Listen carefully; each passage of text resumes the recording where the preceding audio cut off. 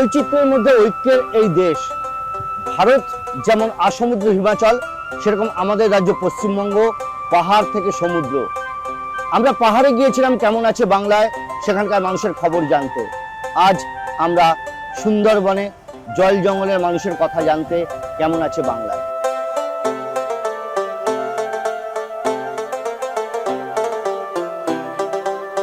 এই বিস্তীর্ণ জল আর তার সঙ্গে জঙ্গল, সুন্দরবনের মানুষ প্রকৃতির সঙ্গে লড়াই করেই বেঁচে থাকে।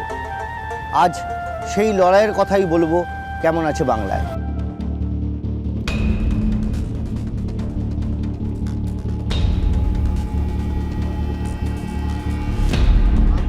এই হলো সেই মরিচঝাপি দ্বীপ, যেখানে সুন্দরবনের রাজনৈতিক ইতিহাস লুকিয়ে রয়েছে।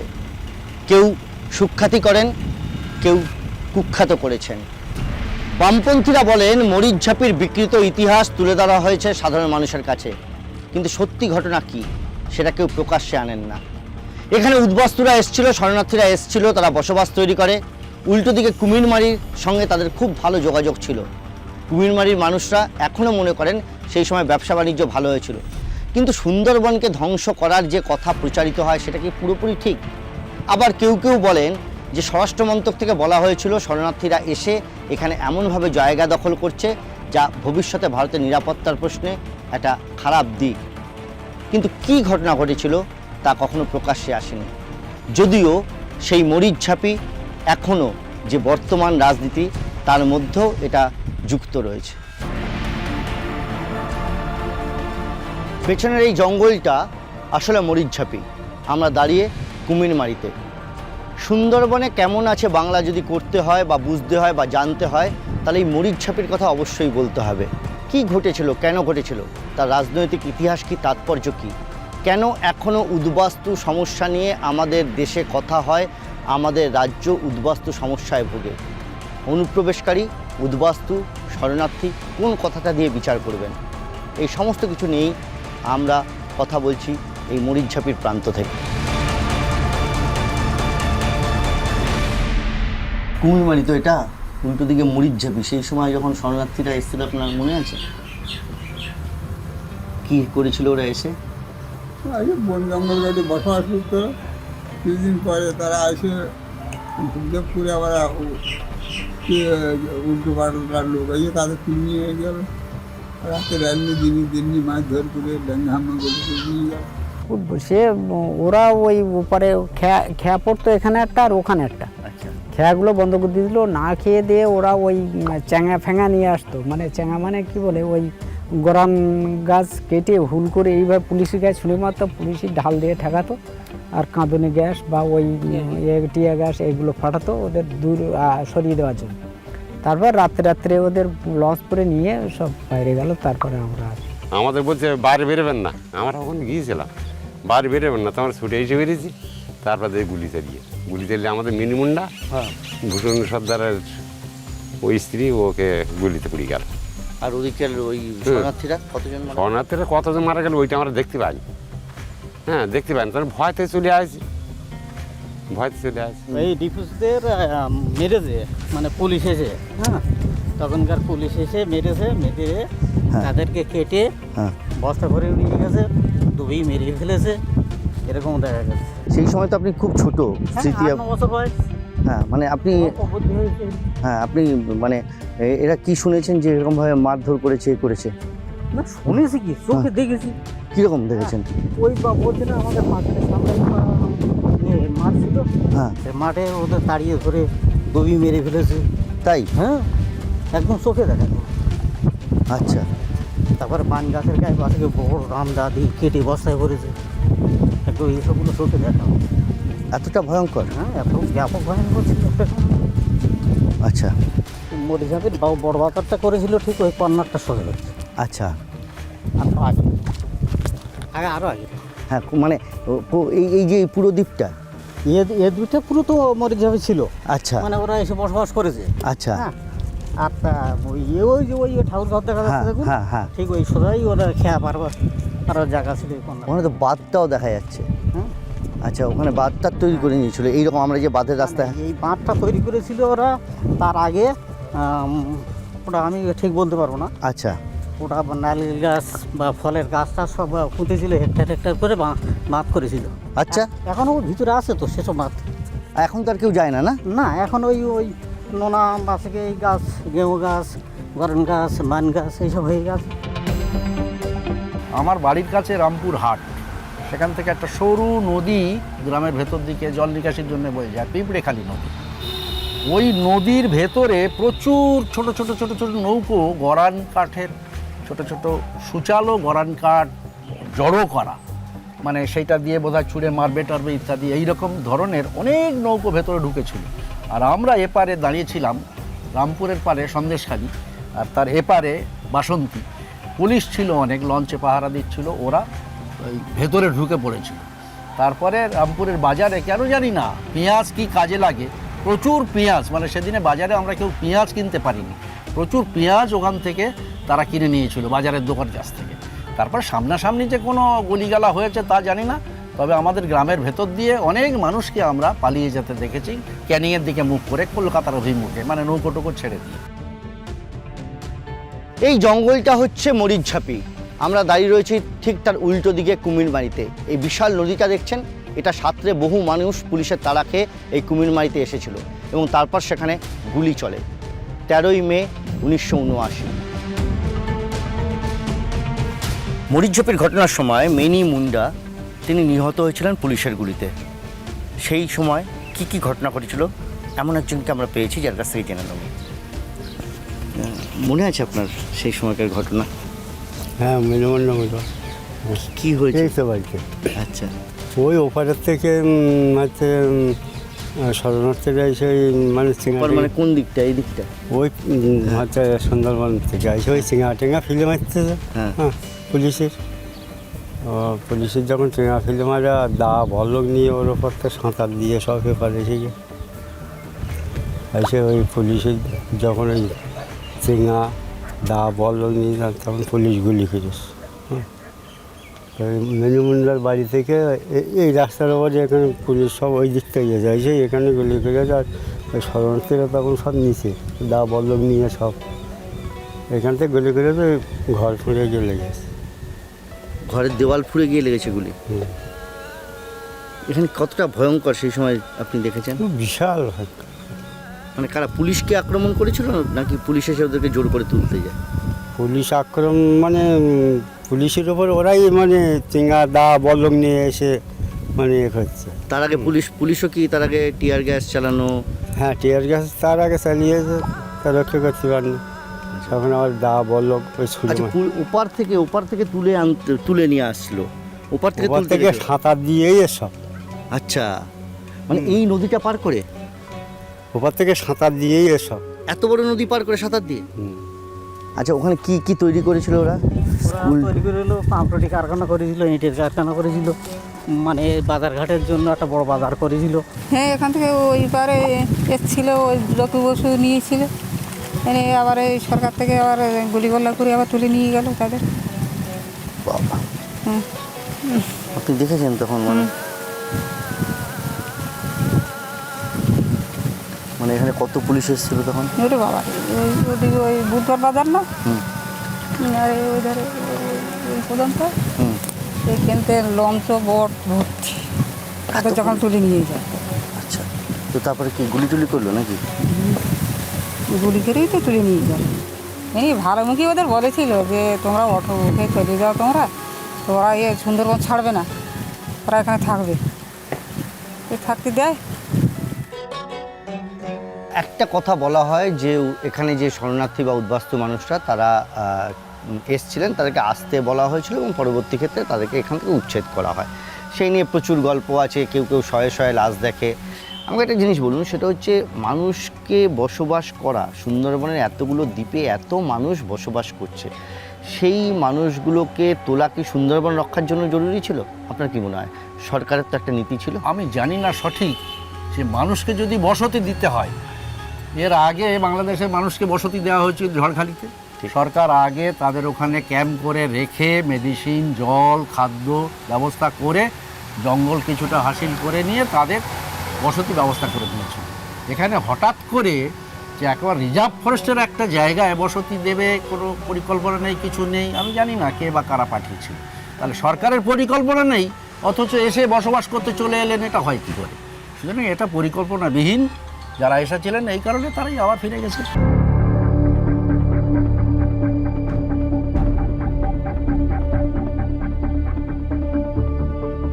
পুরোটাই জঙ্গল, এটাই মরিচঝাপি। এই জঙ্গলের মধ্যে দেখুন একটা অদ্ভুত দৃশ্য, একটা বাঁধের মতো জায়গা। এটা যে মানুষ তৈরি করেছিল তার প্রমাণ এই জায়গাগুলি।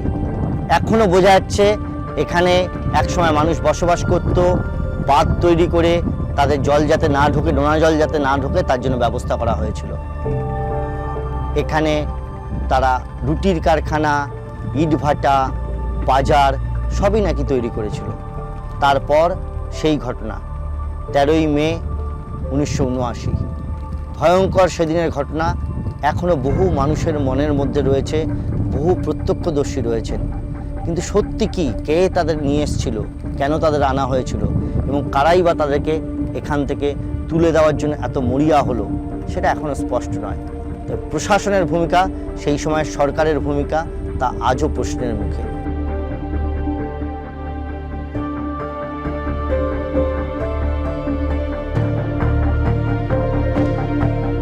এখানে স্কুল কত দূরে? আমি এখানে থাকি না, তাহলে কোথায় থাকো? বাড়াইপুর। ও আচ্ছা, তো এখানে কি করতে এসেছি? এটা আমাদের বাড়ি, আমি হোস্টেলে থাকি বাড়াইপুর। আচ্ছা, এই যে স্কুলে যে হোস্টেলে যে থাকো বা স্কুলের খরচ খরচা লাগে না লাগে না? আমাদের সরকার থেকে দেয়, সরকার থেকে দেয়। হ্যাঁ। ও আচ্ছা, তোমার আগে এখানে কেউ এরকম ওখানে গিয়ে পড়াশোনা করেছে বা স্কুলে গিয়েছে? আমাদের আগে কোনো মেয়েরা গিয়ে এরকম পড়াশোনা করেছে?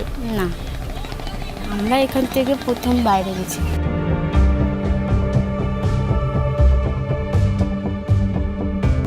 ছোটবেলা থেকেই এরা একটা জিনিস বুঝে যায় যে মাছ ধরতে পারলে এবং বিক্রি করতে পারলে প্রচুর টাকা পাওয়া যাবে, আর সেটা করার জন্যই মানসিকভাবে প্রস্তুত হয়। তবে বদলেছে অনেকটাই।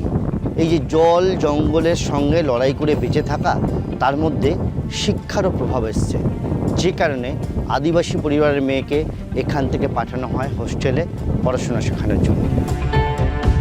প্রকল্প বা অন্যান্য সরকারি প্রকল্প সেই টাকা পয়সাগুলো পায় লোকজন, বা এই যে চাল আয়লার? হ্যাঁ, আয়লার চালটা পায়, রেশনটা ফ্রি হয়।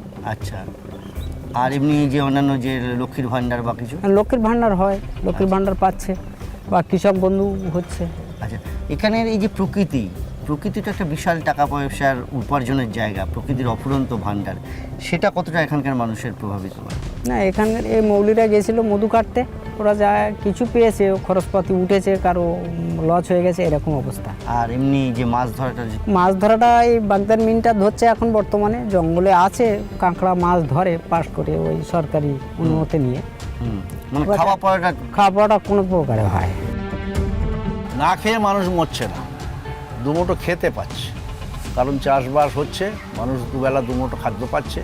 আর বর্তমানে মানুষের অনেকটা ডোনেশন, মানে চাল খাদ্য এটা পাচ্ছে। কাজ এলাকায় নেই, এইটুকু কঠিন। মানুষের কাজের জন্যে, কাজের খোঁজে রাজ্য ছেড়ে অন্য রাজ্যে চলে যেতে হচ্ছে। তো যেখানে যায় সেখানে তারা ইনকামটা ভালো করে, বছরে কয়েক মাস থাকলেও সারা বছরের খরচটা তারা একসঙ্গে নিয়ে আসতে পারে, এই জন্যই সচ্ছল আছে। সরকারি প্রকল্পের টাকা পয়সা পান আপনারা? কী কী প্রকল্পের টাকা পয়সা পান, বা কী কী রেশন টেশন কী পান? রেশনে যা দেয়, আটা, চিনি, চাল, এগুলো। আর লক্ষ্মী ভাণ্ডার, তারপরে জমির যেগুলো।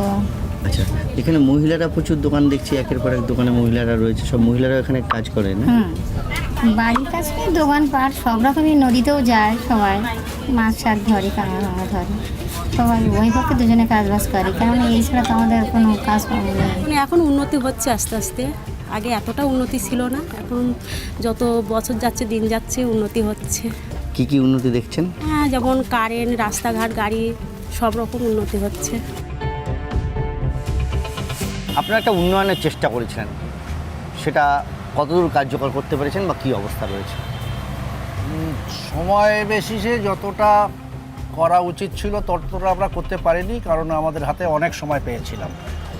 তবে সবচেয়ে বড় একটা কাজ, যেটা আমরা অনেক আগে থেকেই শুরু করার চেষ্টা করেছিলাম, সেইটা আয়লার বাঁধটা করার জন্যই আমরা খুব উৎসাহী ছিলাম। শেষ পর্যন্ত টাকাটা পেয়ে গেছিলাম। দুর্ভাগ্য আমরা তারপরে আর ক্ষমতায় ছিলাম না। পরবর্তী সরকার এসে সেই টাকাটা খরচই করেননি, টাকাটা ফেরত গেল। 5,032 কোটি টাকা, 176 কিলোমিটার সবচেয়ে ভাঙন বাঁধ যেগুলো একেবারে সেই গঙ্গাসাগর থেকে ওদিকে হাসনাবাদ পর্যন্ত 2 24 পরগনা সুন্দরবনের, সবটাই ঠিক হয়ে যেত, সেটাই হলো না। এইটি সবচেয়ে খারাপ অবস্থা। নদী পারাপারের জন্য ব্রিজ হয়নি অনেক জায়গায়, কিন্তু বিদ্যুতের তার পৌঁছে গিয়েছে এপার থেকে ওপার।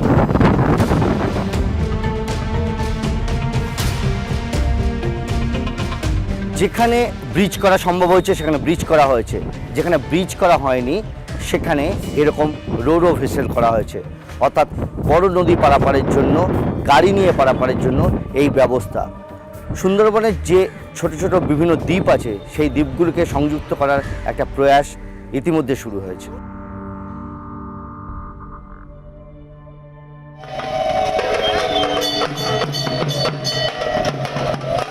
হিন্দু প্রভাবিত এলাকা, একেবারে মতুয়া, নমশূদ্র সাধারণ মানুষের বসবাস এখানে।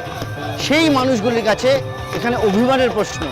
উন্নয়ন অনেকটাই হয়েছে, রাস্তাঘাট, পানীয় জল, সুন্দরবনের এই প্রত্যন্ত এলাকায় এমন উন্নয়ন চোখে পড়ার মতো, কিন্তু তার সঙ্গে এটাও ঘটনা, মানুষের অভিমান জড়িয়ে আছে।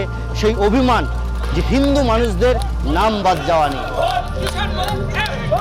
যে বিজেপি বলছে যে মুসলমানদের তাড়াবো, হিন্দুদের রাখবো, সেই জায়গায় গোসবার এই দ্বীপবেষ্টিত 9টি আইল্যান্ডে 14টি গ্রাম পঞ্চায়েত, সেখানে 5,000-এর অধিক সাধারণ মানুষ যারা এখানেই তাদের জন্ম, এখানেই তারা বড় হয়েছে, সেই সমস্ত লোক এখানে নাম বাদ দিয়েছে। এটা অত্যন্ত মানে ভোটের থেকে বড় কথা অমানবিক ভাবে এটা, মানে হিন্দুদের নাম বাদ গেছে, হিন্দুদেরই নামই বাদ গেছে। এখানে তো 96% মানে 94% মানুষ হিন্দু, সেখানে এই সংখ্যা বাদ গিয়েছে। যারা বাংলাদেশি নয়, এখানেই জন্মেছে, যারা এখানে, তার বয়স 40 বছর 45 বছর, বাবার নাম আছে, ছেলের নাম নেই।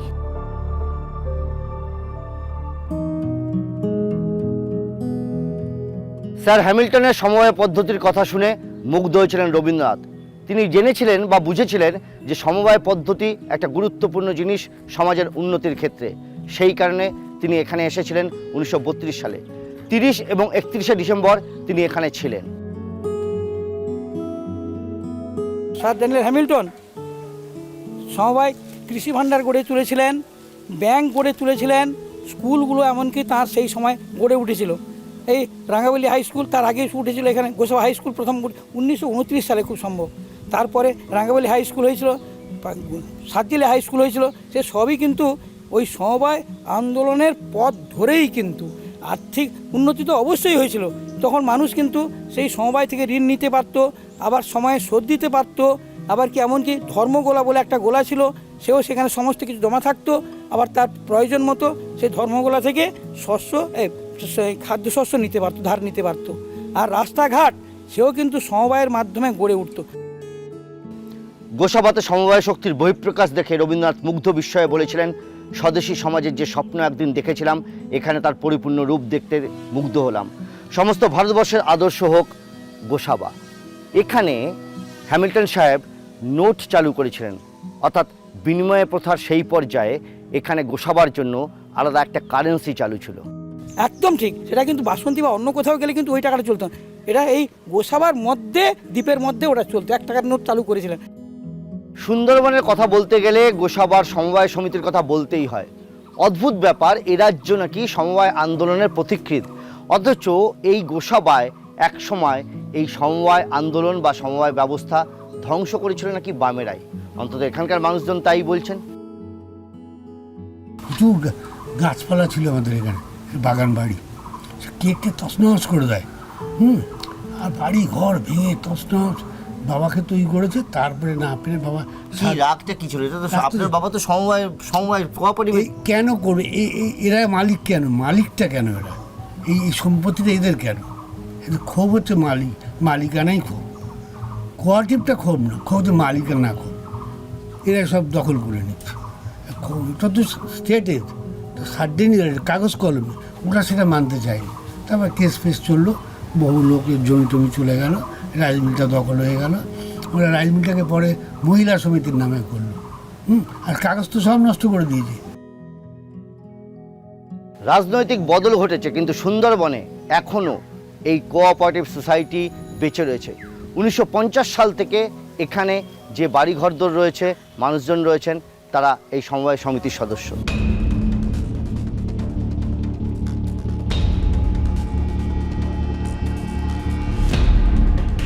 দক্ষিণ রায়, বনবিবি এবং শাহজঙ্গলি, এই তিনজনের এখানে পুজো হয়। নামের মধ্যে অদ্ভুত একটা সাম্প্রদায়িক সম্প্রীতি রয়েছে, আর সম্প্রীতি রয়েছে এখানকার মানুষের মধ্যেও। হিন্দু মুসলমান নির্বিশেষে জেলেরা মাছ ধরতে যান, মধু সংগ্রহ করতে যান, কাঠ কাটতে যান, যে যে কাজে যান না কেন এখানেই প্রথম পুজো দেন। টোটাল সুন্দরবনে 102টো দ্বীপ, তার মধ্যে 52টা দ্বীপ মানুষ বাস করছে, আর 48টা দ্বীপ আছে যেটা বনভূমি এখনও আছে। এই যে 52টা দ্বীপে বসবাস করছে, এটা তো আস্তে আস্তে সংখ্যাটা বাড়ার চান্স মানে সম্ভাবনা রয়েছে নাকি? না, কমে যাচ্ছে। কীরকম? যেমন প্রাকৃতিক নিয়মে যেমনভাবে এই দ্বীপগুলো গড়ে উঠেছে, প্রাকৃতিক নিয়মে কোথাও ভাঙন, কোথাও জমছে, এই করতে করতে অনেক দ্বীপ নিশ্চিহ্ন হয়ে যাচ্ছে। তার মধ্যে ঘোড়ামারা দ্বীপ এখন কিন্তু প্রায় নিশ্চিহ্ন, আর লোহাচড়া দ্বীপটা পুরো জলের তলায় ঢুকে গেছে। সেটা কি তাহলে প্রকৃতি শোধ নিচ্ছে সভ্যতার বিরুদ্ধে? প্রকৃতি একদম। জল, জঙ্গল আর এখানকার মানুষের এক সংগ্রামের লড়াইয়ের কাহিনী। কেমন আছে বাংলায় সুন্দরবন আজ এই পর্যন্তই।